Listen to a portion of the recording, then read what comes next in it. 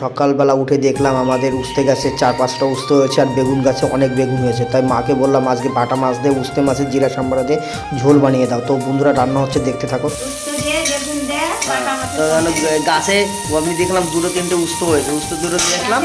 আর এই যে গাছের বেগুন আর গাছের উস্তে দিয়ে আর হচ্ছে এই যে হচ্ছে মাছ, বাটা মাছ, এই যে ভালো করে ঝোল রান্না হবে পাতলা করে, মানে জিরে ফোড়ন দিয়ে। আর আমাদের এটা কি রান্না হবে, এটা কি শাক? তেলা কচু শাক রান্না হবে। তেলা কচু শাক বন্ধুরা কারা কারা খেয়েছেন অবশ্যই কমেন্ট করে জানাবো। সবাই খেয়েছে না? আমাদের তো খুব ভালো লাগে তেলা কচু শাক। হ্যাঁ, সুন্দর লাগে, সুন্দর। এখন বন্ধুরা উস্তেগুলো ভাজা হয়ে গেছে, তো এখন এই লঙ্কাগুলো একসঙ্গে দিয়ে ভাজবো। আর যদি লঙ্কা আগে দিত তাহলে লঙ্কাটা বেশি শুকিয়ে যেত।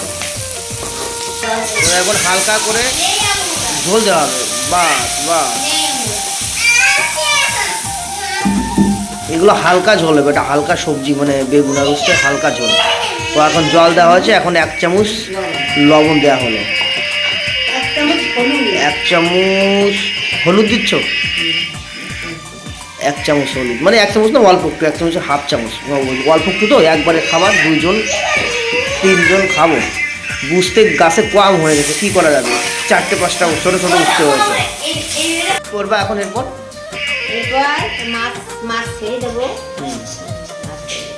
এখানে ঝোলে ভেতর মাছ দেওয়া হচ্ছে। মাছটা 2 পিস দিলে, আর 1 পিস দিলে ভালো হতো না, 3জন মানুষ। বেগুন আর উস্তে নাই কম হয়েছে, মাছ কম হলে হয়নি, আর 1 পিস দাও, আর একটু ছোটো দেখে দাও। বাস, 3জনের 3 পিস। বন্ধুরা উস্তের মাছের ঝোলটা দেখো, এখন জলটা অনেক গরম হয়ে যাচ্ছে, ফুটছে। তো আর একটু ফুটলে তাহলে তারপর বেগুন দেবে বলছে। আর একটু হলুদ লাগবে না? লাগবে না, মা বলছে হলুদ একটু কম হয়ে গেছে। বন্ধুরা এটা হচ্ছে কি বলতো, কাঁচা বেগুনের ঝোল, খেতে খুব সুস্বাদু। মানে মা আরও বেগুনটা ঝোলে দেবে না।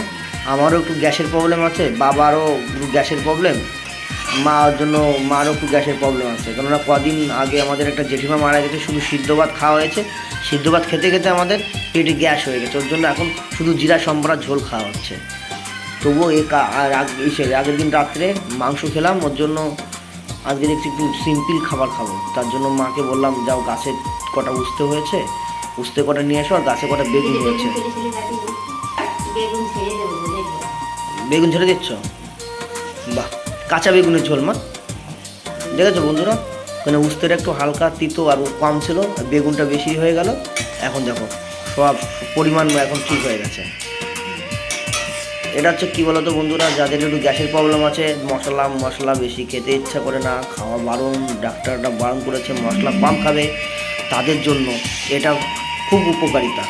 এইরকম মানে সবজি খেলে, হালকা জিরা সম্বারা ঝোল কাঁচা লঙ্কা দিয়ে।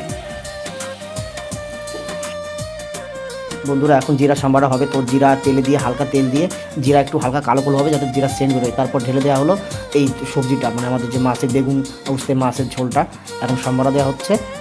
দেখতে থাকো বন্ধুরা, এরকমভাবে খেলে না অনেক মানে ভালো লাগে, আর পেটের কোনো প্রবলেম হয় না। এখনকার দিনে যা হচ্ছে, মানুষের তেল মশলা খেয়ে মানুষের লিভারে ফ্যাট বেড়ে যাচ্ছে, অনেক প্রবলেম হচ্ছে, অনেক ধরনের প্রবলেম। তো বন্ধুরা দেখো এখন জিরে বেটে দেওয়া হচ্ছে। তো বন্ধুরা এরকম হালকা পাতলা জিরা সাম্বারা দিয়ে গরম গরম খেলে খুব সুন্দর লাগে।